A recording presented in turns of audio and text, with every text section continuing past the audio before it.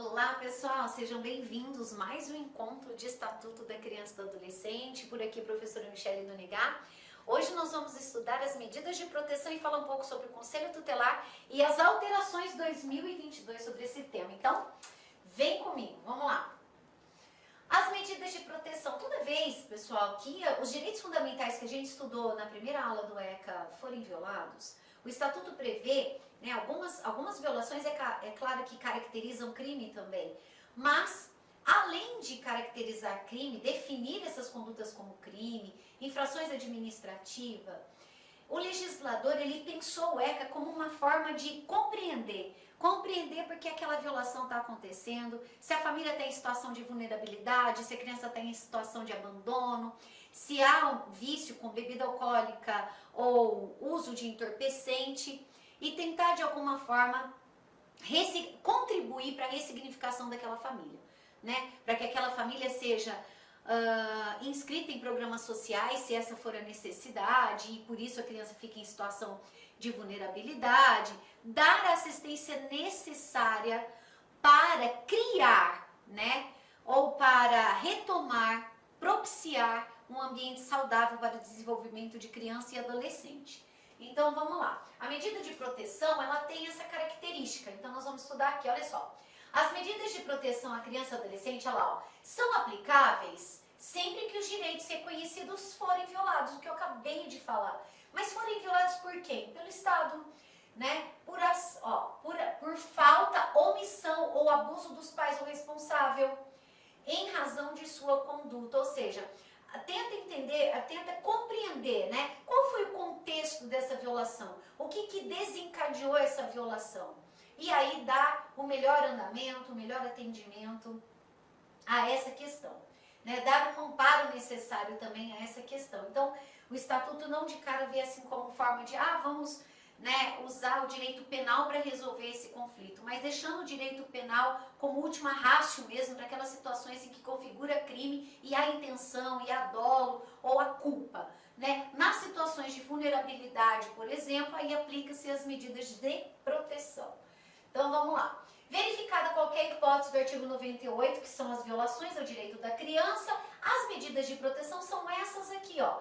Encaminhamento de pais ou responsável mediante termo de responsabilidade, ao encaminhamento para que eles sejam ouvidos, para saber qual que é a condição, né? Qual que é o ambiente afetivo, o ambiente físico que aquela criança está inserida, que ela sobrevive.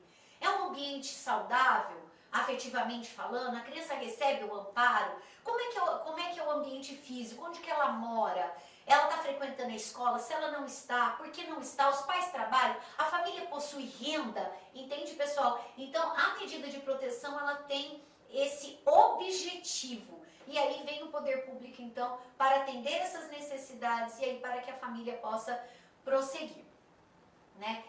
Orientação, apoio e acompanhamento, acabei de falar, eles fazem um estudo psicossocial, ouve todos os integrantes da família, colhe todas as informações, passa essas informações para o juiz e o juiz dá o melhor, né, encaminhamento para aquela questão. Matrícula e frequência, acabei de mencionar, inclusão em serviço, programa de proteção, né, e promoção da família, que são a parte assistencial, né? Requisição de tratamento médico ou regime ambulatorial. Muitas vezes o ciclo da violência ele se repete também, é um padrão de comportamento, né? Então hoje a justiça, né, o Poder Judiciário dispõe aí de ferramentas e de técnicas para dar esse suporte, esse atendimento à família.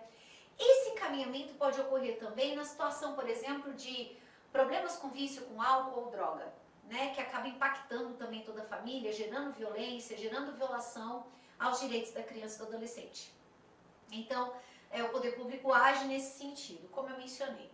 Tá? Inclusão em programa comunitário, acabei de falar sobre drogas e álcool, inclusão em programa de acolhimento familiar ou família substituta. Pessoal, esses dois aqui, o item 8 e 9, só o juiz pode determinar, tá bom? Algumas das medidas anteriores, o Ministério Público pode encaminhar, o próprio Conselho Tutelar encaminha e não há necessidade de decisão judicial. Mas retirar uma criança, um adolescente do ambiente familiar, do seu ambiente familiar, só com decisão judicial. né? O Ministério Público pode requerer, o juiz vai analisar e é ele que vai decidir, né? Que é a colocação, como eu falei, inclusão em programa de acolhimento familiar, quer dizer, eu tiro a criança daquela situação de vulnerabilidade e coloco, né, numa instituição de acolhimento ou em famílias que são cadastradas, que fazem esse, participam, na verdade, de programas de acolhimento, tá? Então, essa decisão tem que ser judicial.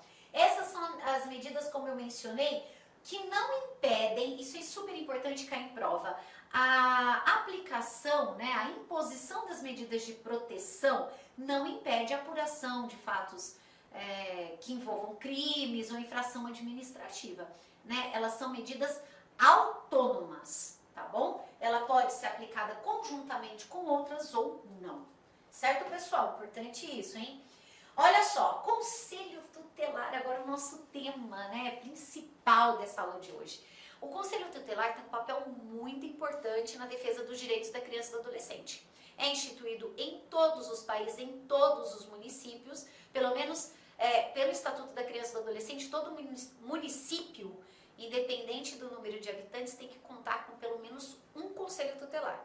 Cidades maiores já têm polos, né? Nos bairros tem os conselhos tutelares aí que vão fiscalizar. Qual que é o papel deles, né? O que o conselho tutelar faz?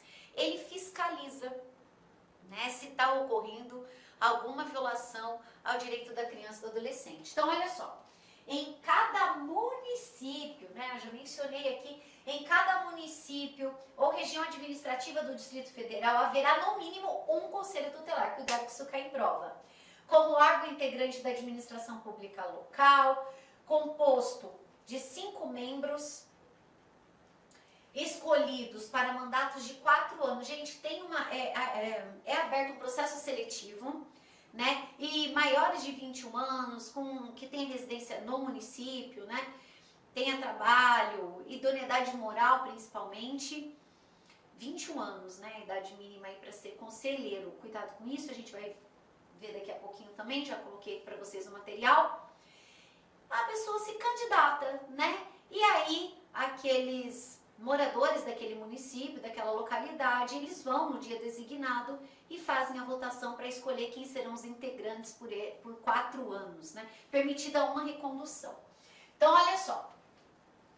Quais são as atribuições? Então, composto por 5 membros escolhidos pela população local para mandato de 4 anos, permitida a recondução por novos processos de escolha. Então, olha só. Quais são as atribuições do Conselho Tutelar? Como eu disse, a proteção dos direitos da criança e do adolescente. E nós temos a novidade de 2022, foi trazida agora, quentíssima. Nós estamos aqui no LAC trazendo para vocês imediatamente, né? Toda vez que uma lei é alterada, imediatamente nós já procuramos, a equipe toda, né, se prontifica em atualizar as aulas para vocês, para que vocês tenham sempre do melhor, né, mantendo aí o padrão da nossa instituição. Então, olha só, as atribuições do Conselho Tutelar, elas foram ampliadas, pessoal, agora em 2022, por quê? Porque foi aprovada uma lei, né, que alterou alguns dispositivos, alguns artigos do ECA para a proteção da criança e do adolescente contra a violência doméstica. Então, esse tema foi trazido para dentro do ECA, né? De fato, um trabalho, como houve um aumento muito grande de violência contra a criança e adolescente, principalmente durante a pandemia, inclusive episódios que deixaram todo o país consternado, a lei foi alterada para dar mais efetividade, para proteger ainda de forma mais efetiva a criança e o adolescente. Então, olha só, coube nessa alteração ao Conselho Tutelar algumas modificações nas suas atribuições que nós vamos ver agora. Então, olha só, o que compete ao Conselho? Atender criança e adolescente na hipótese da violação de seus direitos, aplicar algumas medidas protetivas, veja, aquelas duas não, mas as outras pode encaminhar o pai, a mãe, oficiar se está matriculado em escola, pedir, solicitar, né, a frequência escolar daquela criança ou adolescente. Aí o Conselho Tutelar tem essa atribuição. Atender e aconselhar os pais, como eu mencionei, promover a execução de suas decisões, fiscalizar Então, se o Conselho Tutelar ele recomendou a matrícula da criança à frequência à escola, ele também tem a atribuição de fiscalizar se a criança realmente está indo. Eles ligam para o pai, oficia, pede para o pai ir até o conselho, a mãe, eles vão até a residência da criança e do adolescente para dar efetividade às medidas. Requisitar serviço público na área de saúde, serviço social, previdência, trabalho e segurança dentro das suas atribuições, né, informações que inclusive depois o próprio conselho encaminha ao MP, se for o caso, ao judiciário.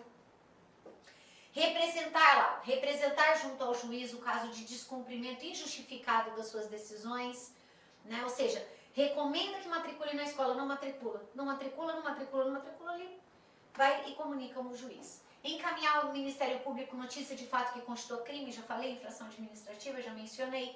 Encaminhar à autoridade judiciária casos de sua competência.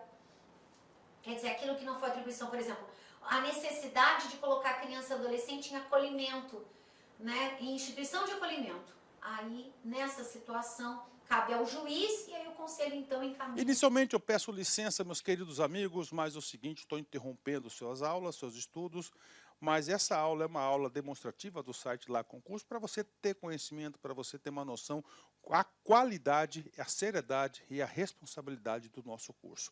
Posso dizer para vocês o seguinte, que aqui na Lá Concursos vai ser o melhor custo-benefício do mercado, preços bastante acessíveis, cursos, você pode ter absoluta certeza, completos, atualizados, ponto a ponto do edital. No nosso curso, garanto para você que aqui você vai conseguir adquirir o conhecimento necessário suficiente para realizar uma excelente prova. Gostou? Quer saber mais? Quer continuar assistindo essa videoaula? Quer ter o PDF? Quer fazer o curso? Cara, então clica aqui embaixo, bora matricular. Vou apresentar os preços aqui para vocês, ó. Conhecimentos básicos, ó, apenas R$ 99,90, sem pegadinha. Agente administrativo, o nosso principal cargo, ponto a ponto administrativo. E pode ter certeza, a maioria dos alunos aprovados nesse concurso para este cargo, garanto, vai ser aluno nosso aqui da Lá Concurso. Técnico de enfermagem, R$ 149,90 e o de enfermagem, R$ 189,90.